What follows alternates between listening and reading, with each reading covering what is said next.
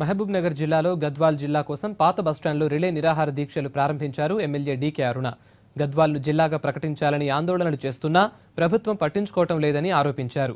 జిల్లాకు కావలసిన అన్ని అర్హతలు గద్వాల్కున్నాయన్నారు. జిల్లా కోసం అధికార పార్టీ నాయకులు రాజీనామా చేయాలన్నారు డీకే అరుణ. వనపర్తి మున్సిపాలిటీ కానీ నాయకర్నూలు మున్సిపాలిటీ కానీ ఎప్పుడు ఏర్పాటు అయ్యే ఒకసారి తెలుసుకోవాల్సిన అవసరం కూడా ప్రభుత్వానికి ఉన్నదని సందర్భంగా నేను తెలియజేస్తున్నా. గద్వాల జిల్లా కావాలి, మీరు ఏం చేయమంటే మేము అది చేస్తాం, మా ప్రాణం త్యాగం చేయడం మేము సిద్ధమని పిల్లలు వచ్చి మాట్లాడారు. నేను ఒకటే మాట చెప్పిన, బాబు మీరెవరు ప్రాణ త్యాగాలు చేయాల్సినటువంటి అవసరం లేదు. డీకే అరుణమ్మ ప్రాణాలు ఇవ్వడానికి సిద్ధంగా ఉంది. గద్వాల జిల్లా ఏర్పాటు కావడం సందర్భంగా నేను తెలియజేస్తా ఉన్నా.